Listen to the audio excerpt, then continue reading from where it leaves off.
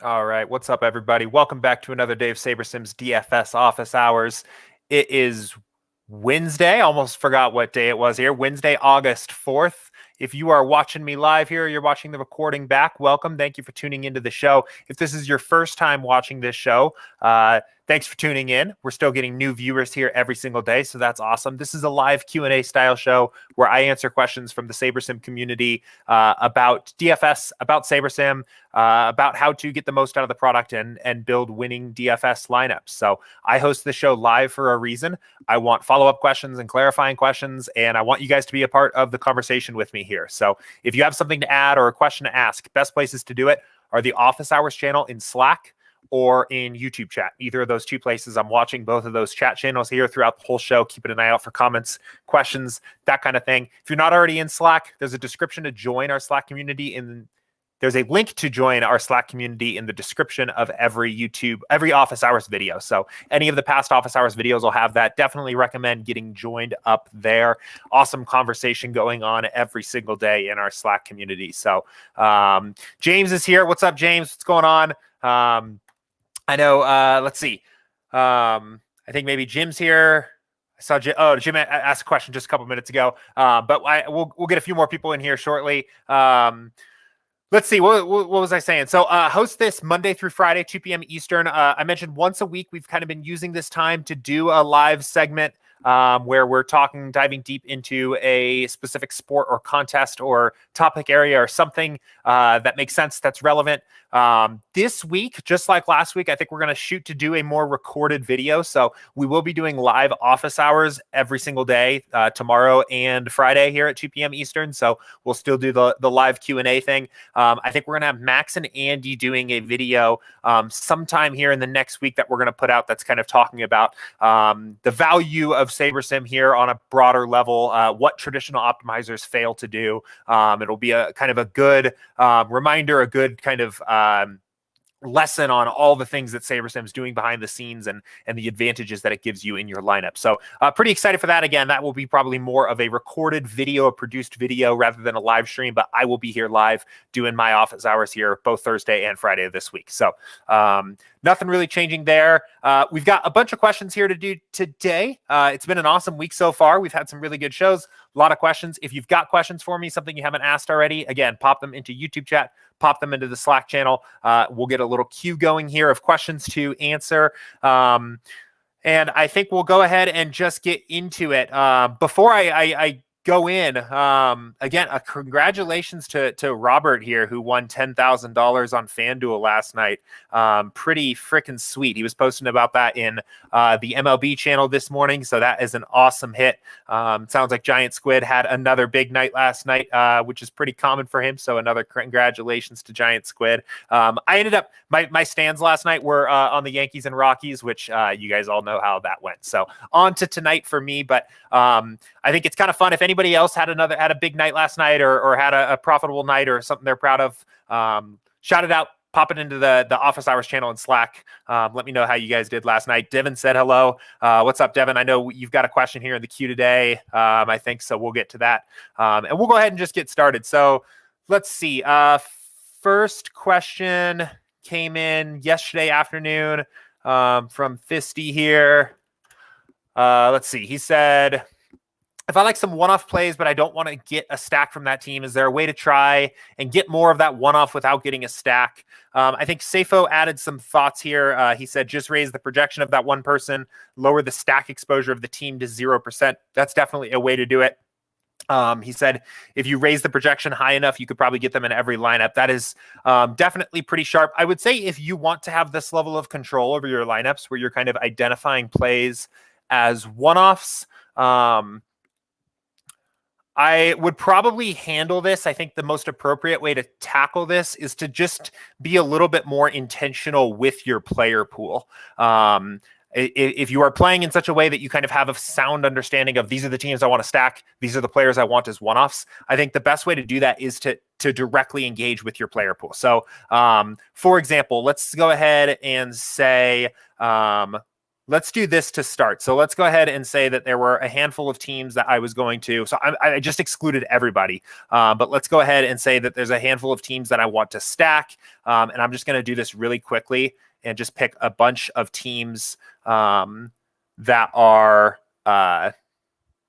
relatively high team totals or something like that as an example. So these are all my stacked teams. I'm going to stack all these teams, every team over 5 implied runs. And oh, wait, did I do that right? Yes, that should have worked. Okay, so I'm going to stack all the teams that have over 5 implied runs, and then I'm going to go in and cherry pick one-offs from other teams that I like. So I like maybe the big, I like a couple of the big Houston bats. So let's go ahead and get some of these big Houston bats in here, and you can kind of get where I'm going with this, right? Let's go ahead and say maybe we want a couple of the big hitters on the Diamondbacks, of which there are not very many. But we want some maybe big Cubs bats, or you're just like picking one-offs, right? Something like this. This is kind of like how I think maybe a fair way to go about doing this would be if you've identified your player pool in this way. This is going to really kind of get the kinds of lineups that you want. This is, for me personally, like a little bit of over control. I don't attack my player pool this way. I'm typically okay getting a wide variety of one-offs and stacks, but if you wanted to come at it from this direction, I think that's the best way to do it. And then what I would do from there, just to make sure that it gets dialed in, and also to make sure that, like, for example, right, we said we want 5 big Houston bats to be possible as one-offs or something like that, or same thing with KC, right? KC has a lot of good hitters. Say maybe we want all of these guys that have like some good home run potential to be, to avoid those teams actually then showing up as stacks, I would set a stacking rule. So I'd go over here, I would say add my stacking rule, mandatory 5 stack, and I'm only going to go through and select the original teams that I identified that I wanted to stack before. And this is going to mean that I can't remember all the teams that they were, but I'm doing my best here of about who I think was on that list. But you guys get the idea, right? This is going to make sure that even if we ended up including 5 extra players from a team we didn't want to stack, that we're going to set a rule to disallow that. And then I would run my build. So I'm actually kind of curious. I don't know if I'm going to have put enough players in the player pool here to do that. So I'm not going to actually run the build because we still have 380 guys excluded, but that would be a good way to do that. I think that's probably your best approach. If you are trying to do this like in your build itself, I think you're going to find that the builder, you're going to see a message that says you have to build more lineups probably pretty quickly after trying to do this. If you just run a test build and then attempt to do this, the reason why is that, there aren't really a lot of really strong hitters that are going to show up in your builds as only one-offs, right? Hitters in good situations are often going to bring the rest of their team along with them in stacks. And hitters in poor situations just aren't going to show up in very many lineups to begin with. So like forcing certain players to show up only used as a one-off, forcing certain stacks to show up as stacks, I think is best done prior to building by editing your player pool and setting a manual stacking rule. So I think this can be a really like good approach. I think I kind of like the idea behind this, but just something to note there. I would focus on trying to put as much of this into play here in step 1 and step 2, rather than, again, kind of fighting the builder in step 3. Because I think you will find yourself fighting the builder to say like, I didn't get enough Carlos Correa, who I like as a one-off in my initial build. And you start bumping up the minimum exposure of Carlos Correa, but then you're going to see Houston stacks. There's just not going to be that many lineups probably that have Carlos Correa that don't have a Houston stack. Unless you tell the builder that that's the kinds of lineups that you want to see. So if you really wanted to like even then get more granular and you wanted to force one-offs to show up consistently, you could even, say in your post-build process, just cross off like 5 3s as a stack option and only build 5 1-1-1s and 5 2-1s, which is going to allow a lot more one-offs and a lot more of that intentional player pool management to manifest in your lineup. So that would be kind of another way to go about that. But don't know if Fisty's watching along here. Let me know if that helps. I think that's probably the best approach. That's probably how I would tackle doing this. And if you run into any issues there, let me know. But that's probably the best way to do it. I would say just be intentional with your player pool. Include the players that you want to show up in your lineups. Pick the teams you want to stack. Include those players, the whole team lineup. And then individually go in and put your one-offs into your player pool and then set a stacking rule that says only stack these teams. That should work. That should work like a dream. So you may actually, now that I'm thinking about it, you could potentially still get minor stacks. So like we did put like those 5 Houston bats in here. You could potentially get a 3 stack of Houston. I think that's okay personally. Like I think that's fine. But if you wanted to avoid that even further, maybe the best thing to do then is to also set a stack rule saying 2 and only include the same teams we did from above here. And you'll get like 1 more degree of accuracy there in terms of getting the lineups that you want them to look like. So, all right, sweet. Jim is here. What's up, Jim? I'm going to keep us rolling here and get us on to the next question. And this one's from James here. Okay. So I think a couple different thoughts here. Let me go ahead and pull in the question here and we'll take a look. And he said, I noticed Julian's lineup, that's Giant Squid, last night in the MLB Immaculate Challenge. That made him a ton of money. Also would have won in the smaller tournaments, like 100 to 1,000. The challenge I'm referring to last night was multi-entry. Can we do a test build of what 150 entry contest would look like? How many different unique teams you want to have? Because his lineup that made him the most money in the multi-entry also would have played excellent in literally any single entry. Yeah, so that is true. And that's kind of just generally true, right? That stands to what we would expect of our contests. A contest that beats out 50,000 entries or 75,000 entries or 100,000 entries or whatever is very likely to also succeed in a contest where there's only 1,000 people in it. And that is why typically, like we see in our sliders, for example, that let's go ahead and just reset a couple things here. We see in our sliders, for example, if we make a jump from single entry of, let's say, what did you say this was? 100? Yeah. So, right, when we look at something like a single entry contest like this, we don't even consider the effects of ownership because the number of entries are so small that we can probably just play some of the best plays with a correlated lineup. Our smart diversity is pretty low. We still want to consider the impacts of upside and vary our lineups a little bit, but we're pretty close to average projections down here compared to 150 max of like a typical contest that maybe is the big prize pool, the marquee contest on DraftKings every night, right? Our smart diversity all of a sudden is really high or high. We're very much considering upside at the expense of average performance. Our ownership fade has come up to moderate, right? We want to start taking some moderate fades on ownership. And that's because we have a lot more entries to beat here. So it definitely makes sense, right? That the reason we do this sort of thing, the reason we do these is to get ourselves those ceiling outcomes that you need to have to beat 50,000 other people, but you don't really need the same lineup to win the single entry of the lower size contest, right? Of course, the contest that is wins this one is going to also win this one like 90% of the time. But it's also the kinds of contests that have the potential to win this contest are going to also lose just in general much more often, right? Their average performance is probably going to be lower than this kinds of contest. So yeah, I think all that kind of makes sense. I think there's a question here of, can we do a test build of what a 150 entry contest would look like? How many different teams you would want to have? Yeah, we can go ahead and do one of those.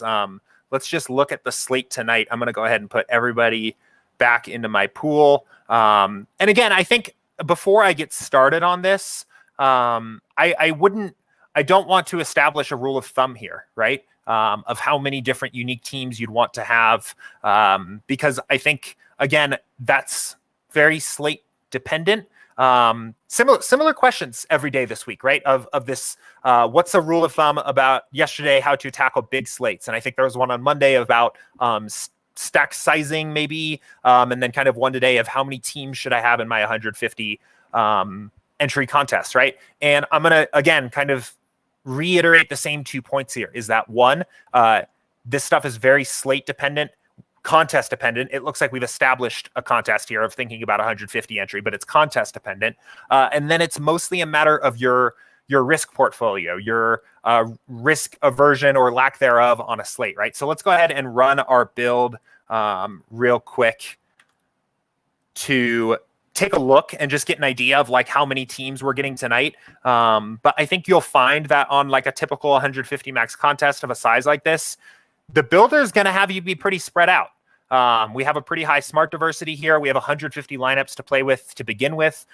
Player projections in baseball are pretty condensed. We've seen before that, especially at the ceilings of these players, there's not a lot of difference between them.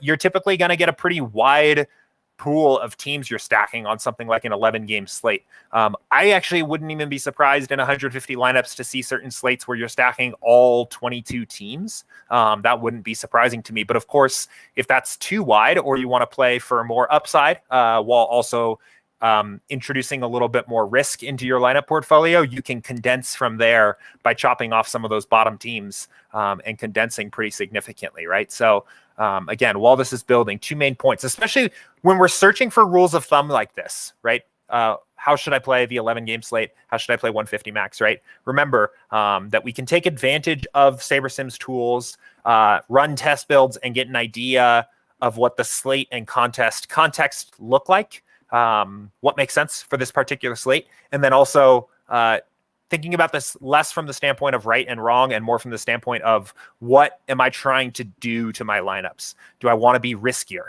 or do I want to be safer, right? Do I want to be riskier with more upside or safer with better average performance? So let's go ahead and see. So yeah, you can see, I bet 1, 2, 3, 4, 5, 6, 7, 8, 9, 10, 11, 12, 13, 14, 15, 16, 17, 18, 19, 20, 21. We have all but one team is showing up in at least one lineup of our 150 in some form of a stack. But then again, almost 60% are Cub stacks. So there's kind of a mixed, it's like we're hitting a lot of Cub stacks, San Francisco and Colorado, and then like mixing in almost every other team to kind of fill this out, which makes sense. And it goes to show you how few lineups 150 really is anyway, right? I think people are always out there acting, or maybe fishier, softer players. Sometimes you see this idea that 150 lineups, you can cover all possibilities. And this actually goes to show you how thin it actually really is. What's really actually happening here is we're kind of making a stand on the Cubs, Giants, and Rockies and basically filling in most of the other teams around them. But if we're not right on one of these 3 teams, it's just probably over. And this doesn't even take into account pitchers, right? We haven't even talked about pitchers yet. So definitely not as many lineups as it feels. But obviously from here, if we wanted to be more condensed and we didn't want to take this exact stand, we could chop off some of these teams at the bottom and start removing some of these teams at the bottom that we're not getting a ton of exposure to anyway, right? In effect, what we're doing to our lineups now is we are condensing, we are introducing more risk, and we are likely increasing our overall upside on the slate. And we could do this for a while, right? Again, just keeping an eye on how far down into the pool are our lowest lineups getting, right? We're barely even scratching the surface here of all the lineups we have. So we could continue to just keep this rolling here. And this would be a way to condense it, right? And all we're doing is kind of sorting and selecting here. So what we've now done is condense down here. Let's keep going a little bit more. And let's keep going here. I really want to condense this up to make the point.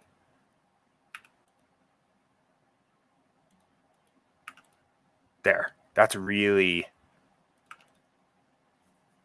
Okay, now it's really starting to get condensed, right? Now we're down to just 5 stacks. We went from 21 stacks to 5 stacks.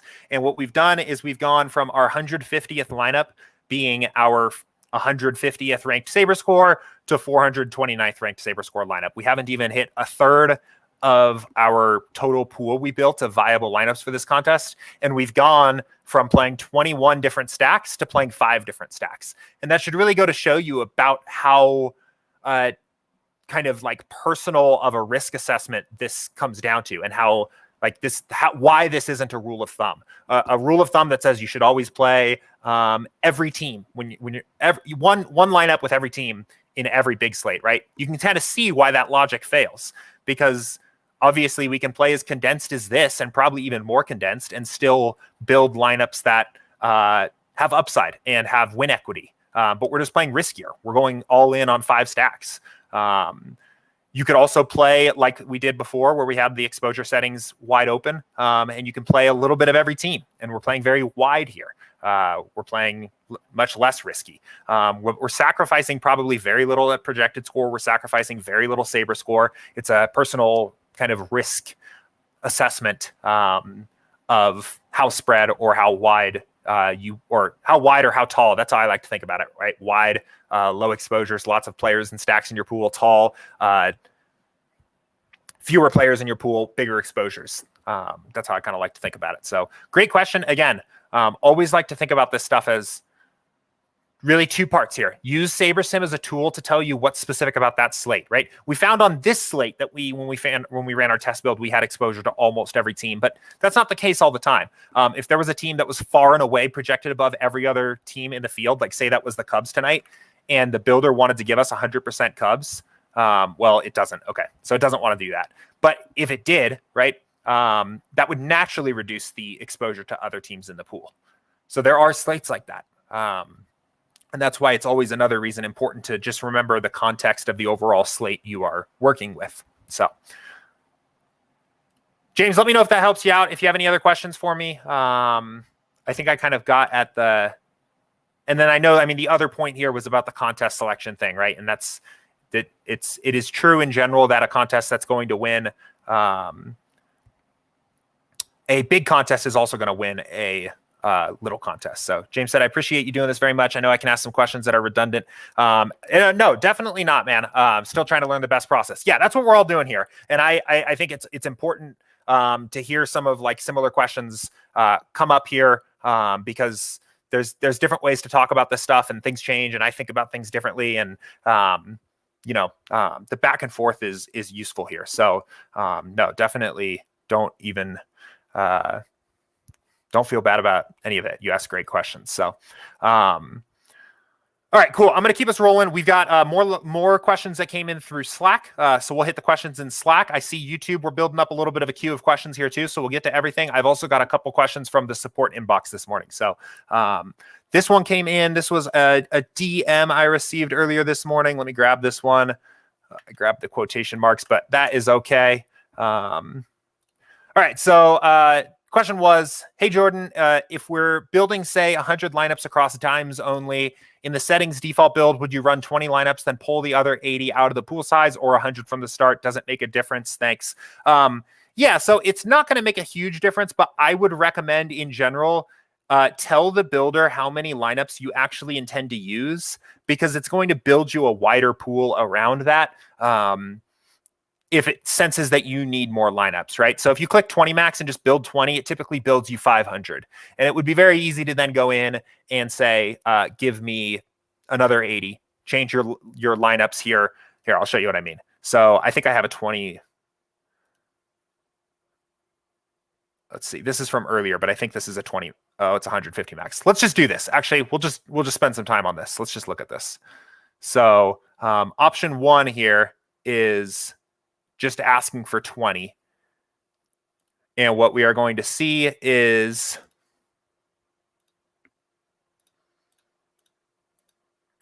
okay, so let's just build 20 here. It's probably going to build us 500.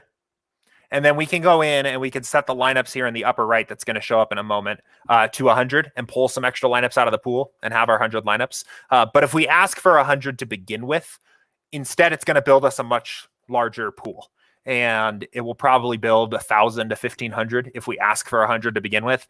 And I mean, that just means a few things. It means you maybe have a little bit better lineups overall because the top 100 you're looking at is the top 10% of your entire pool rather than the top 20% of your entire pool. But secondly, if you're also going to go in and start making changes to exposures and editing your lineup pool in step 3, you're just going to have a lot more lineups to work with. So you'll have more lineups to play around with before you hit the actual limit of, or not the limit, but hit the error message that says you can you have to build more lineups, right? So like this is the option A. And again, this is going to be totally fine. It's going to reach into your pool and pull some more lineups out. But what I would recommend doing is this option, where you set this to 100 instead, let it build. Again, it's going to probably build, I think it's going to build 1,000 to 1,500 lineups here. And we can see that here in a second. We do have, as a part of the visual update that is coming out here soon to the app, one thing we are going to add as a build setting is actually requesting how many lineups you want in your pool. So this number will be customizable by you when you are running your build. So up to 1,500 lineups. So if you want to build a single entry lineup, but you want to build 1,500 lineups first, you can do that. If you are really short on time and you need to just get that last projection update in, and you know you're not going to make a bunch of changes to exposure, if you need 50 lineups, you can tell it to build 100, which will happen pretty quick. Pick the best 50 and go. Maybe if you have 2 minutes before an NBA lock and big news just came out or something, right? I know that happens all the time. So that will be pretty cool. You'll be able to actually change this. Right now, it works in bunches where I think it depends on the sport actually a little bit, but it builds generally between 200 and 500 for a 20 max, and it builds between 1,000 and 1,500 for like 100 to 150 lineups. So you can kind of see now what it's doing. It's going to take a little bit longer to do this, but then of course, if you edit your exposures or whatever, you have more lineups to work with. So that's what I would recommend doing. Again, provided you have the time, but I think that's probably the more sound approach. We'll go ahead and let this build just wrap up since we started it here. But really good question. Let me go ahead and see what else we got. So I'm going to just go ahead and keep us rolling here. So Devin, I got your question here. We'll get into this one next. Question was, if we add our own custom projections and then adjust the team totals in SaberSim, will it affect our custom projections appropriately? The answer to that is no. We will, once you've added a custom projection to a certain player, we are not going to override it whatsoever. That means if our sims rerun and the player's projections have changed, we are not going to overwrite your custom projections. If you enter custom projections here and then go in and change the team totals, we will not overwrite that. And you can see that here. So for example, let's go ahead and say that we are bumping up like these, some of these Baltimore bats up like a ton just to show the example. Let's go ahead and put them all to 10. And then just for the sake of example, bring their team total down even lower to like 2.5 and hit yes. We will see that the players that we change their projection to 10 are going to stay at 10, and we will change the rest of the players' projections around them. We'll just give this a moment to catch its breath here. So you can see it is interesting that the color indicator changed. I actually think that maybe is a minor visual bug, but you can see we did not overwrite the projection change. They're all still 10, and then the other players that are affected here had their projections drop down. So the only exception to that custom projection rule is if a player is marked as out, if a player literally is not going to play, is not in the lineup, or is hurt or scratched or something like that, even if you have a custom projection for that player, we will mark that player as out. You will see a pop-up in that case that says, we believe this player or these sets of players are out. You have the option to say, no, I want them in if you, for some reason, disagree. But just so people don't get screwed by having a custom projection in for a player that ends up getting scratched later, we have that protection in there in place to make sure they don't show up in your lineups. But so in general, what I would say is if you're looking kind of for an order of doing these things to be the most effective as possible, is I would make your team total adjustments first. So say if you think we are under overall on Baltimore, and maybe you think, I don't know, maybe you think they're at like 4-6 or something like that, do that first. And then you can go in here after and tweak from there. Using this as like a baseline. So I think this could be a good way of doing these two things at once, and saying like, okay, I think we're under on Baltimore overall. I'm going to bump all these guys up. But I don't know. Maybe these guys feel a little bit too high now. So I'm going to like take them down just all a tad or something like that. And then again, these will now be the true projections that are used. So, but cool. Very good question. Let me know if you have any follow-up there, or if that was clear. Let me go ahead and see what else we got here. All right. Okay, B Crimson has a question here. He said, first, thank you for doing these office hours videos. You got it, man. I've been enjoying them a bunch. So they've been really helpful and fun to watch. Late swap question. Is there a way to just rebuild certain lineups instead of the entire build? For example, last night when Gurriel was late scratched, I wanted to just edit my Houston lineups. Yeah, so first of all, this is a really good idea. We've talked about this a little bit before, and it's something that is definitely on our radar for a future improvement to the late swap tool, right? To be able to say only late swap lineups with this guy in it, or only late swap lineups that don't have this guy in it, or just more flexibility of controlling which lineups get late swapped. Because right now, it's definitely the case that you could have a lineup that doesn't even have the guy that is scratched or out of the game, that just gets totally rebuilt. And that doesn't always feel great. Now, I will say, I don't think that's necessarily a bad thing in terms of your overall ROI or profitability. You're still using the same rules. You're still using the same projections, everything else, and just rebuilding that lineup. I actually think that in some ways, less so in a sport like baseball, where one batter getting scratched doesn't necessarily have a dramatic impact on the slate. But in a sport like basketball, a guy getting scratched from his team, especially a starter or something like that, really actually has a pretty dramatic effect on the entire slate, and therefore other players in the pool and other teams. So I think in that particular case, it makes a lot of sense to just late swap every lineup, because there'll be new players that have additional value or something like that. Or suddenly there'll be positional opportunities where maybe there was no value at point guard before, but now there is, or something like that, right? Makes a lot of sense to late swap everything. In baseball, I realize that doesn't really make as much sense. So we do want to kind of do that kind of feature in the future. Again, I think we have a few other things slated before that we want to deliver first, but we have talked about ways to optimize and give you more options in controlling what lineups get late swapped. With all that said, what I would in general recommend, and what I actually do in my process, is if you want to, actually, you know what, let's do the early, because I played the early slate and it's active, so it will be easier to see how you can do this. But what I recommend doing is using the quick swap tool instead. Okay. Actually, I'm not going to do this because, hold on one sec. I'm not going to pull it up with the early. I don't want to get in trouble, since the slate is live and it's going to show all my exposures and everything like that.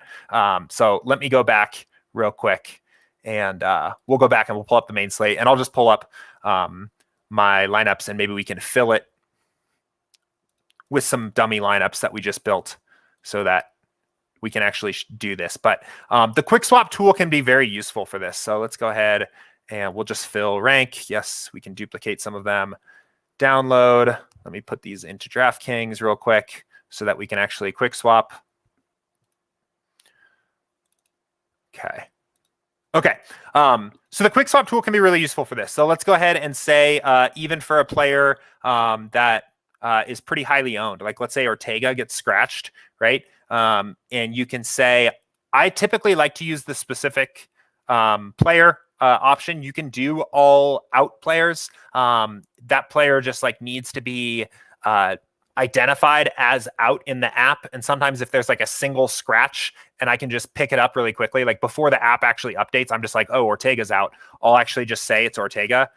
here. And then what we'll do, which is really cool, is based on the salary you have available and the projections of all the other players in the pool, we'll just apply the best available player to every single lineup that has Ortega. So you can see in this case, it's pretty much an even split between Yadiel Hernandez and Sam Hilliard. But sometimes it'll be a bunch of different players. And especially if that player has multi-positional eligibility, like they play, they're allowed multiple positions, you can see a lot of interesting things happen here. And this is a really easy way to do this and still keep the general structure of your lineups intact, right?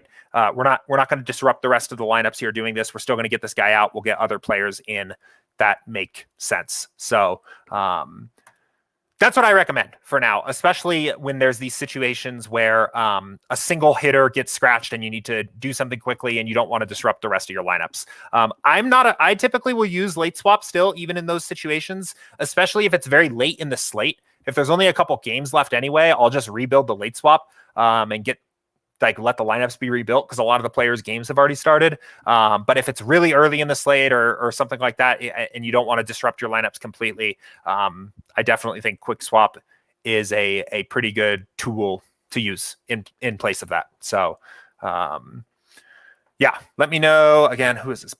B Crimson. Let me know if you. Well, whenever you get a chance to watch this, if you're watching me live here, let me know if that was helpful. If you got any more questions, and that feature overall, that is kind of you're talking about there, is something we have talked about here on our end as well. So that's something we definitely want to implement. But cool. Okay, I'm going to keep us rolling here. This was a question from Jim here, and he said, I struggle with the concept of just jamming in the lineups that SaberSim generates. It feels like I'm cheating, like a shortcut or something. But if I set my exposures and change some projections, it's okay, right? I keep trying to hand enter and have been losing when I do it. Tell me I'm not lazy if I just use the lineups it makes.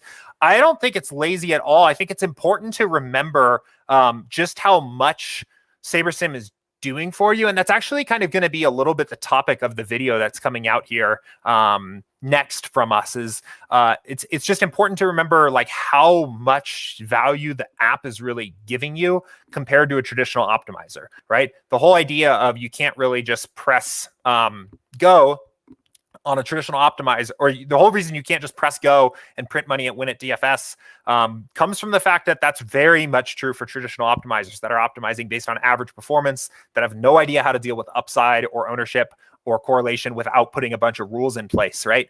But that is happening dynamically for you here. When we look at a build that we run, what's one that has... Yeah, this one, right? This was default settings, 100 lineups, right? We're seeing that we're going to build up lineups that have upside and that leverage ownership accordingly and build stacks without having done a thing here. And of course, we talk about all the time in office hours and strategy sessions, all the different ways you can add value to your process. And there are a ton of ways to add value. But it is important to remember that the whole point of what SaberSim is doing is to build lineups quickly that have win equity, that are profitable, positive EV lineups. And I think the app does that very well. I'm almost certain it does that better than even a very skilled DFS player would build their lineups by hand, because it's going to see things that a human really just can't. And there are certain slates too where I am going through my process and I don't feel like I need to add much value, right? If I feel like the builder is taking me in a direction that builds me lineups that, I mean, obviously, most of the time, the lineups are just correlated enough to begin with, right? The stack types make a lot of sense. But in particular with ownership leverage, right? If the builder is building me lineups that I feel like are going to give me an edge on the field from an ownership standpoint, I don't feel like there's any adjustments or anything out of line from the projections, which as the season has gone on and we've continued to improve the model, there have been less and less of. There are absolutely some slates where it's just kind of go time, right? And I feel just pretty comfortable with what I'm getting. Let's see. I wonder if tonight is trending in that direction. So the builder, again, it looks like Coors and then maybe secondarily San Francisco and LA. I'm curious what the field is going to do.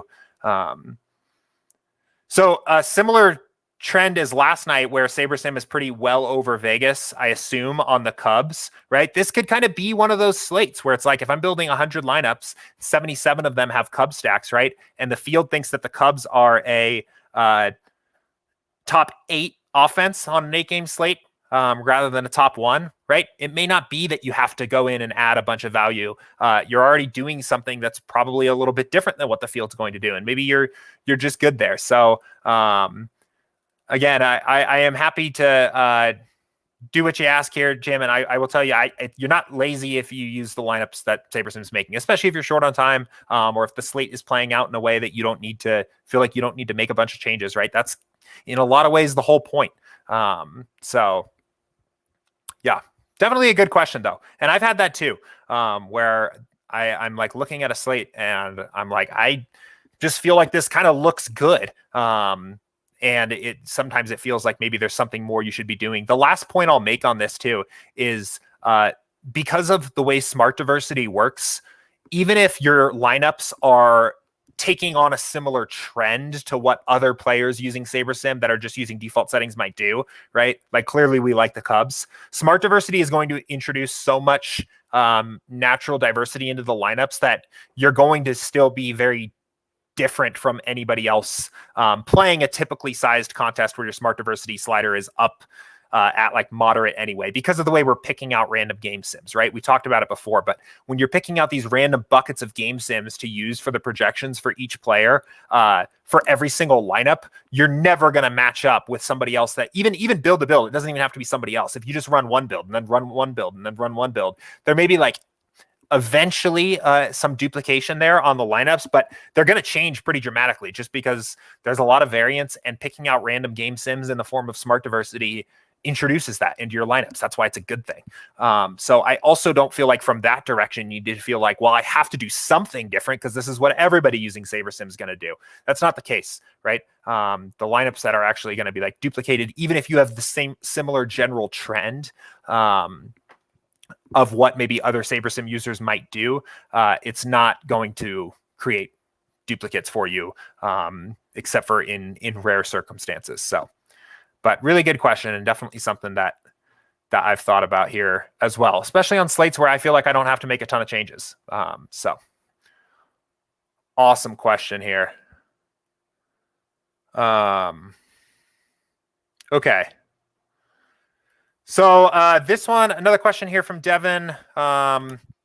And this is about NFL contest selection, which I don't know if DraftKings has their full contest selection suite up yet. I know they have some contests up for NFL, but he said, I know the Slant is one of the best flat payout contests. Would it be better to max out the slant or just use the same amount of money to max out all the lower end single entry 3 max and 20 max? I would say probably the latter in that case. So the Slant, if I remember correctly, is typically like a $9 and it's a 2x min cash, right? Where it's like a 10% to first, maybe 20% to the top 10 or something like that. I know it is a flatter payout structure NFL contest. A couple things on that. I would say, again, I think it's best if you have access to the contests that are under $3 to be maxing those out first, right? There's a huge amount of value you get from playing under that $3 limit, because players that have $1 million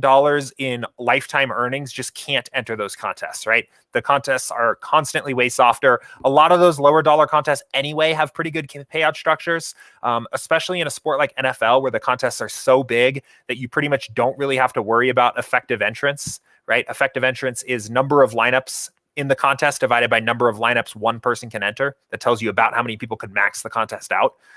We like to look for contests that are 1,000 or more effective entrants.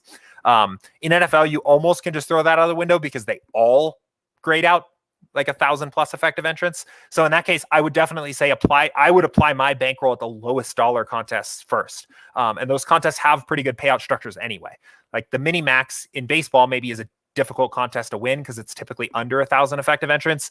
In football, it can still be a hard contest to win because there's maybe 250,000 total lineups in there, but it has a flat payout structure. It's going to be similar. Probably the payout structure is probably very similar to something like the Slant, but your overall, the overall people in the contest are going to be much softer because all those people that have $1 million in lifetime winnings or more are just not there. It's a big impact on the overall contest. So I would definitely say that start there. I would apply as much bankroll as you can.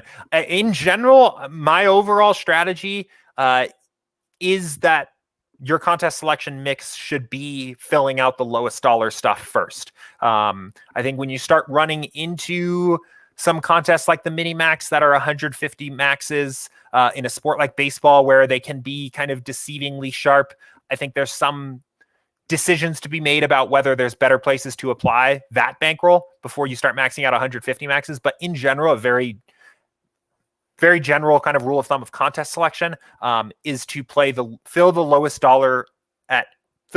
price point you can, and then fill the next one. So fill all the dime contests, then play the quarter contests, then play the 50-cent contests, then play the $1 contests. And I think that's a sounder approach to your contest selection overall, regardless of sport. If you're interested in digging in more to contest selection and you haven't already, it's about time for me to plug the MLB course once again here on SaberSim.com under resources, strategy, baseball, course, build a winning MLB DFS process. Boom. Bankroll management and contest selection, 22 minutes. This features Andy actually walking through the live DraftKings lobby. I think it was at the start of the baseball season, and identifying what he feels like are the best contests to play based on some of these things I've been talking about here at a few different price points, right? I've got $20 to play. I've got $50 to play. I got $200 to play. What should you play first? What makes sense? Definitely gets you used to thinking about what contests are best when you're looking at the DraftKings lobby overall. So our plan is to freshen this up and do another one for football here. That will be a little bit more specific to football contests, but yeah. So great question. Always like talking about contest selection because it is important. It's hugely important. Devin said $9 2x min cash 150 max. Yeah, I've seen that contest before. Frankly, I mean it's not a contest that's in my price range, especially to max it out. And I like, if I'm going to play contests, I want to max them out. That's outside of where my bankroll's at the moment, to be completely honest. Like I'm playing way more of the smaller dollar stuff and filling all that up before I'd be moving to maxing out $9 contests. I would say the average person playing a $9 contest would probably want to be playing everything below $9 as well, within a certain amount of reason. So, but okay, cool. Devin, I see you got a few other questions here. I am going to get to those shortly here, but I'm going to make sure I didn't miss anything in YouTube chat and in support here that may have come in a little bit earlier. So I do see one. It looks like it sparked a little bit of conversation in YouTube chat here from George. When we make a lineup in a single entry contest, is it okay to set the parameters to 20 entry, even though it's a single entry contest? Just because I like to see a few lineups as opposed to only one. Okay, and then, yeah, it looks like there was some other discussion here. Jim said you can do more than one single entry lineup. I always do 10. George said, when I put in single entry 10 lineups, it still only shows one. Yeah, so a few things here. Let's go ahead and track down the app again. So yeah, I think I would definitely recommend what Jim said here. I would try to put in 10. I have noticed, I think there's maybe a weird little bug here that we're digging into, where sometimes you can change this and it doesn't actually respect what you just put in. So George, I've definitely seen that as well, where you might go ahead and put 10 in here and it still just builds one. But most of the time it should work the way you want.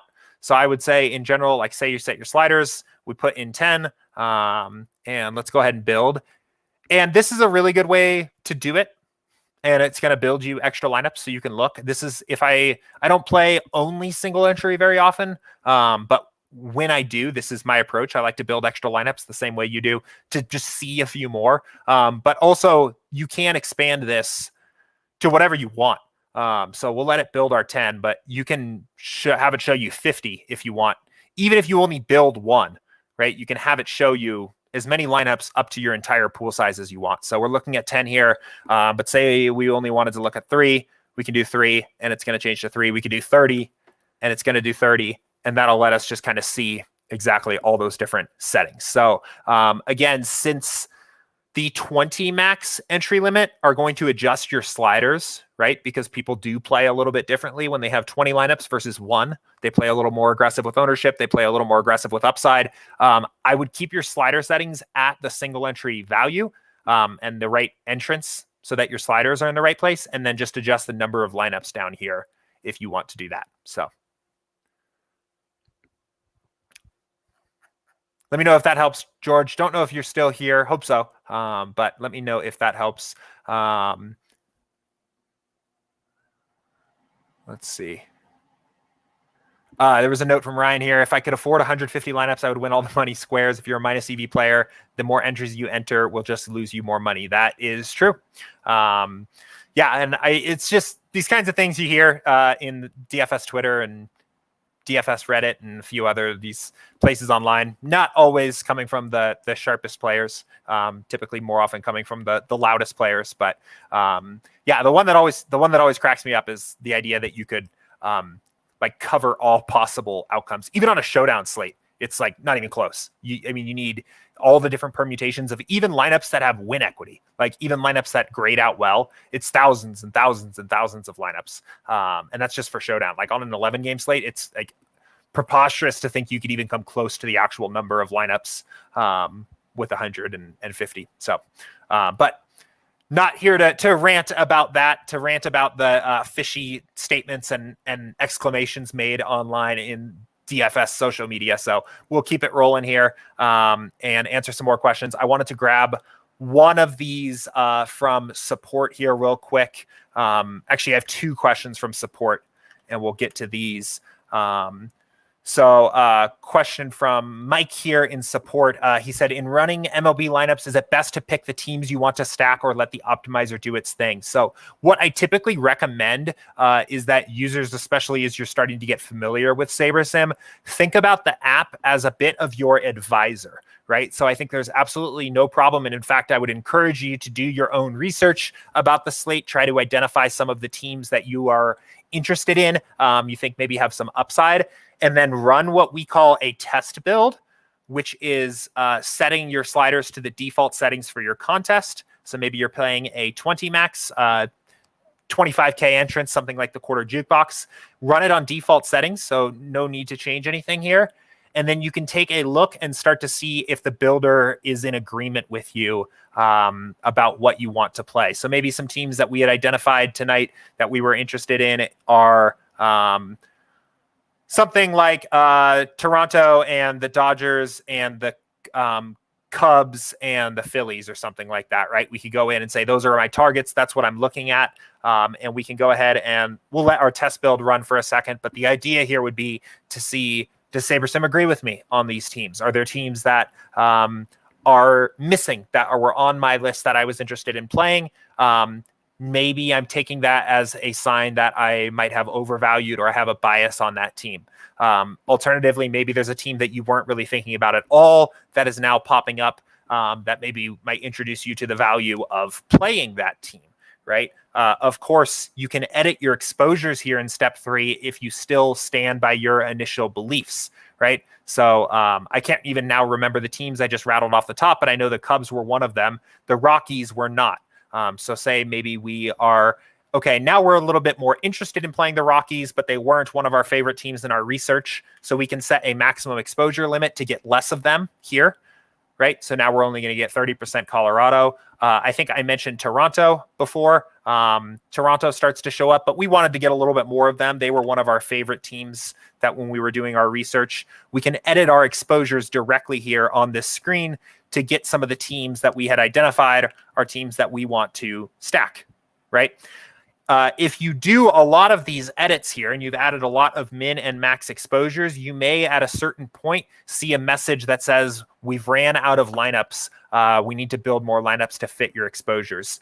What is happening in that case is that of the pool of 500 lineups we originally built, we can't find 20 lineups that match your exposures here that you want. If that happens, the best thing to do is to go back to step 1 and to adjust the projections of the teams that you like and dislike a little bit to get a pool of lineups that are a little bit more in line with how you want to tackle the slate. So I know Toronto was one of our teams. That could be one team we bump up a little bit here. The Cubs were a team. We can bump up the Cubs. I think we said Dodgers, and I feel like we said Phillies. So we could bump up the team totals a bit, apply the changes and run another build and get more access to those teams in our original pool of lineups, right? So again, looking at this question, I think there's not really necessarily one way that's right or one way that's wrong here. I think there's a lot of value of thinking about SaberSim as an advisor. I wouldn't come into a slate with a plan and try to force that plan upon the app necessarily. I would say take a moderate approach here. Do your own research, look at the teams and the pitchers and the stacks that you want to target, run your test build, see how much you're getting of them, allow yourself to see if maybe there's a team that you're getting more of than you expected, to think maybe that's a team that has potential upside. If you're not getting a team that you wanted as much, maybe that's a sign that you have a little bit of a bias there, but you can always adjust the exposures to get more or less of a team you want and go back to step one and adjust team totals from there if you want more or less of a team in your entire build. So great question. Let me know if this helps. And if you have any more follow-up of how to get the most out of SaberSim, let me know. So, and I know there was another follow-up question here about golf. And kind of a general question, any general golf settings for best outcomes? I will point you to a couple notes here and a couple general resources. So first of all, I recommend for golf, in terms of thinking about settings, since you asked settings, to stick to what we call the default sliders as a starting point. These are back-tested, data-driven sliders where we run these against previous contests that actually happened, that actually went and played, and we run builds at every single combination of all of our sliders and set our defaults at the ones that have the highest expected value over a long period of time. So I would say for golf and all sports, as you are getting familiar, probably best to just leave the slider settings themselves alone.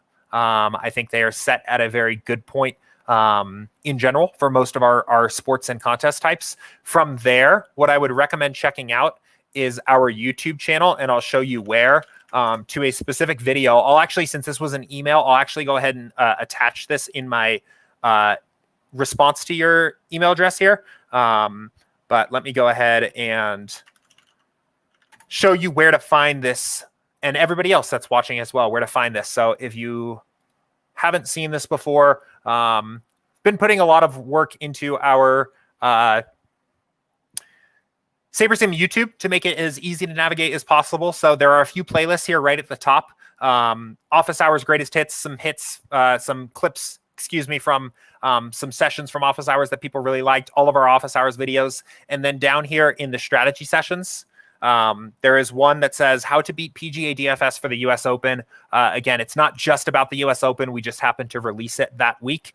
But Max was on here with me. We were talking about golf strategy for about an hour. Some really awesome tips in there. A lot of stuff that I actually incorporate into my overall golf process. So if you are interested in golf DFS, definitely recommend watching this video and checking this out. And again, Mike, I will link this to you in my response to you so that when you watch this recording later, you can just go straight to that video if you want to check it out. But awesome question for both of these. Very, very good questions. So let me know if that helps. If you have any follow-up, any other things that are still a little bit confusing there, just let me know.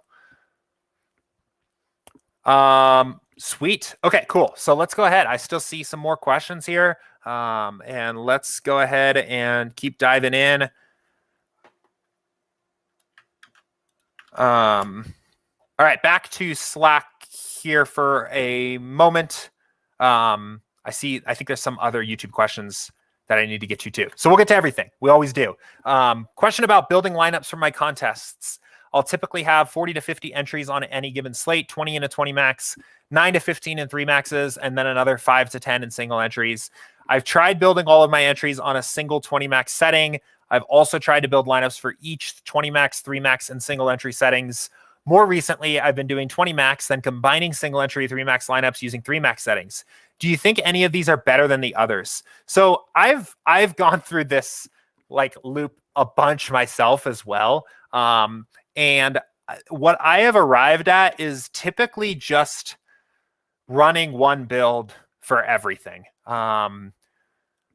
There's a few things about this. I would say one thing you can always just check is just look at how the sliders move between contests. They don't move as much as you might think, and the impact of moving one spot is not going to be as severe as one might think. I think there are slider settings that are very different from each other, right? We just talked about earlier the difference between a 500 person single entry and a 50,000 person 150 max is going to be very different, right? These lineups will look quite a bit different from each other.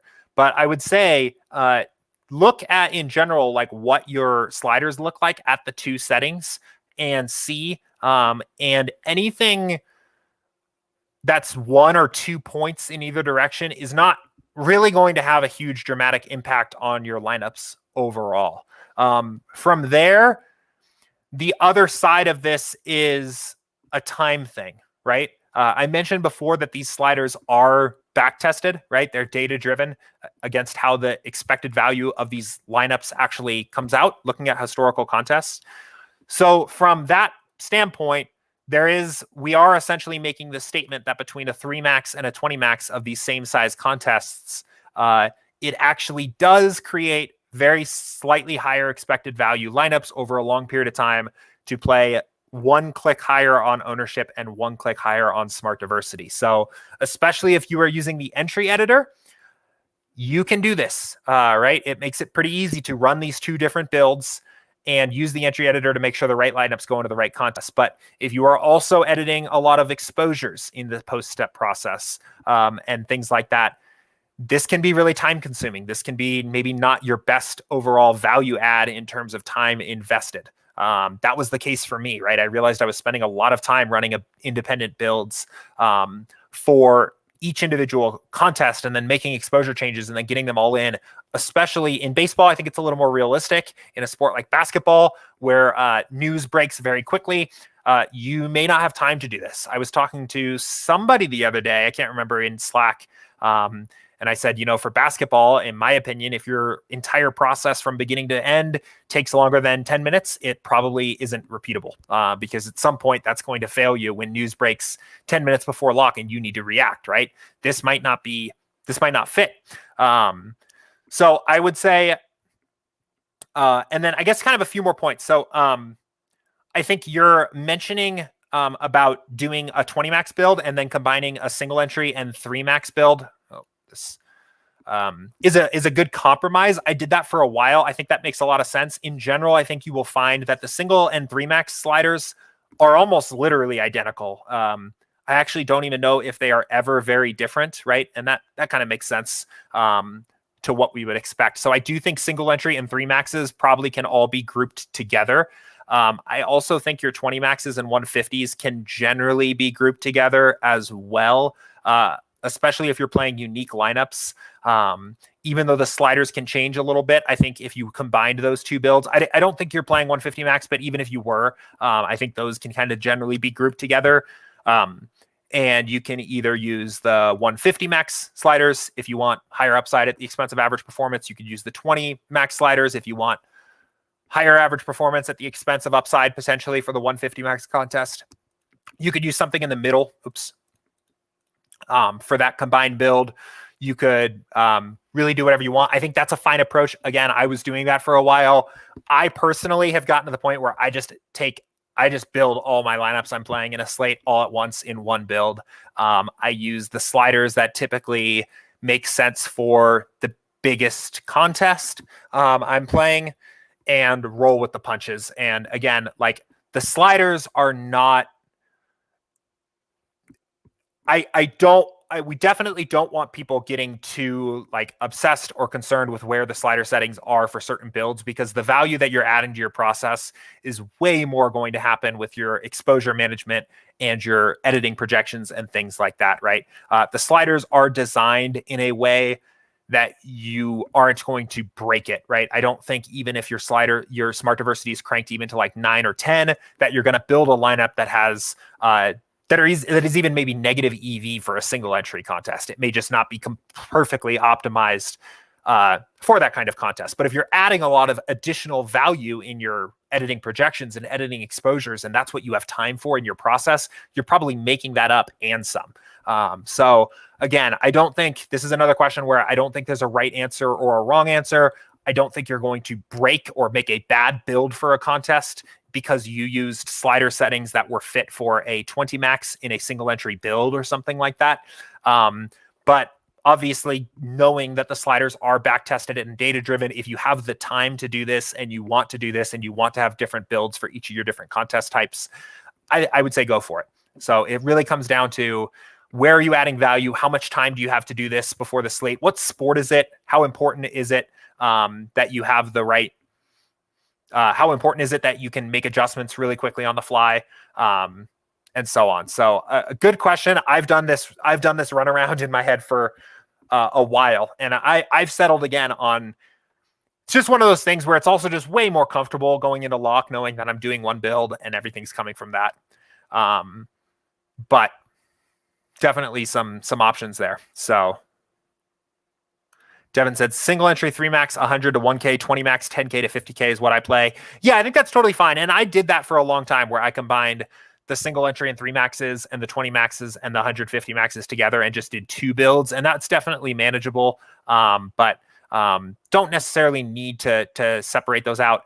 And again, take a look at what the slider settings are at different values for your different contests and see even if it really makes sense to separate them out, because sometimes it doesn't. So, okay, cool. And then, oh, I missed James just left. I missed James's last question here. Sorry, man. I'm going to answer it now for everybody else that's still watching. We're 5 minutes over here today. That's fine. Still got a few more questions left, so I'm going to hit everything before we leave. But this question came up. Do you typically keep the salary cap at 50K, or do you lower it to 49K, et cetera, for any value?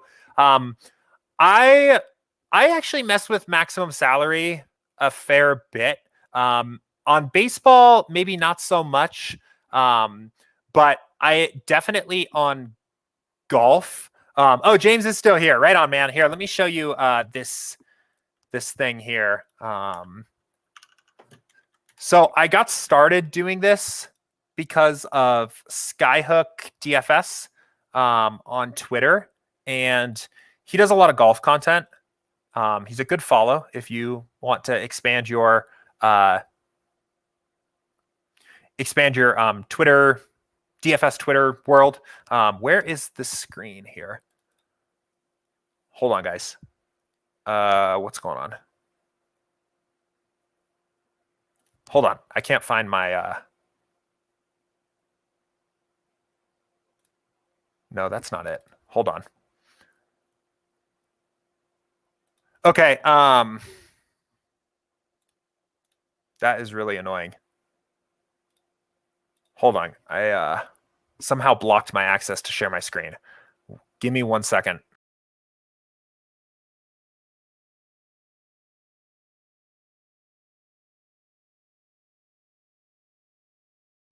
Okay.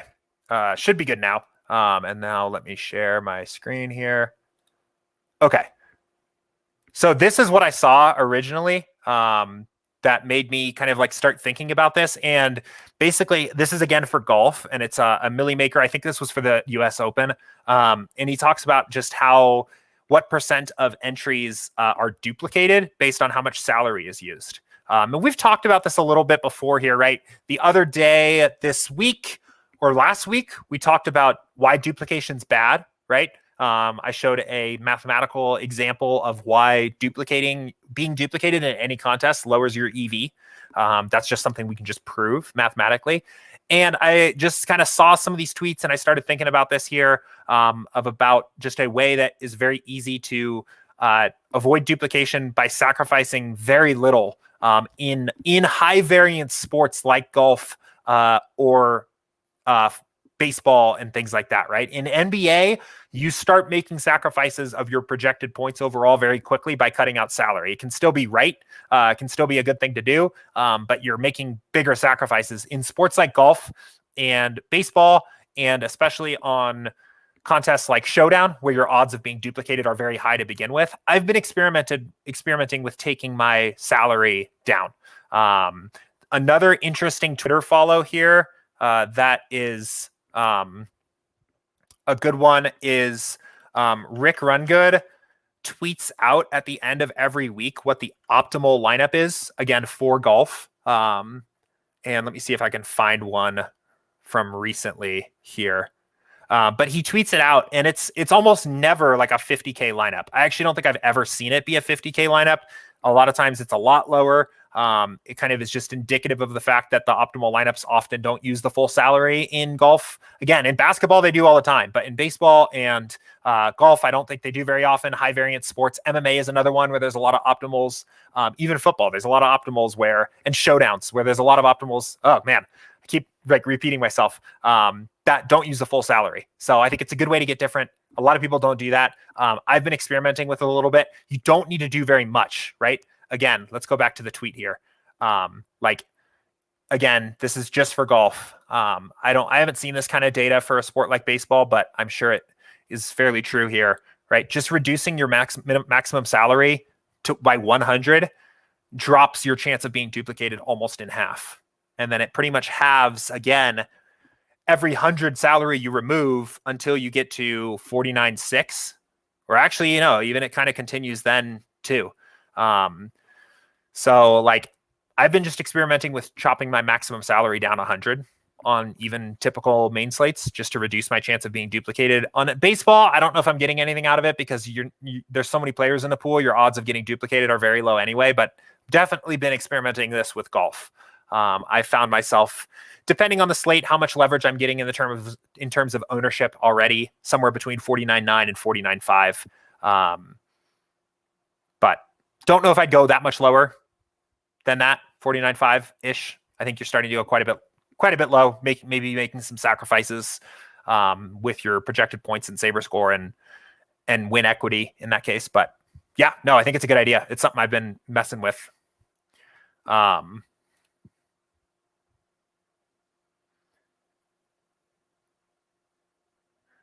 Okay. I think we pretty much got to everything. I saw there's one other point. Devin said, I've noticed that when the pop up, we think this player is out and the projection has been set to 0. Select the player below if you want him to be included, that it doesn't change the player's projection to 0. I use custom projections. That is interesting.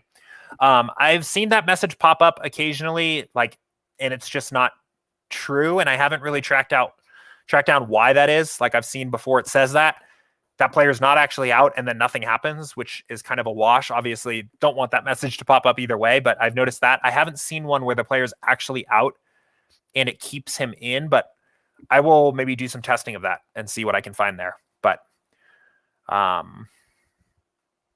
good point there and something to look for. All right, guys, we are 12 minutes over here. That was another great show. Thank you for everybody that asked questions today. I don't think I see anything else, and I do think I managed to get to every question. I believe so. So I think I got to everything here today. Again, we'll be back at this live again tomorrow, 2 p.m. Eastern, right? Same time, same place. Let me know if there are any other questions. You can pop them into the Office Hours channel in Slack. In the meantime, if you start having questions when you're setting lineups on the slates tonight or whatever, pop them in there. You can email me, email us, support@sabersim.com, and let me know you want me to answer the question on stream, and I'll pick it up for tomorrow's show. In the meantime, have fun. Good little 11 gamer here for tonight's slate, and we will see you guys tomorrow. Take care.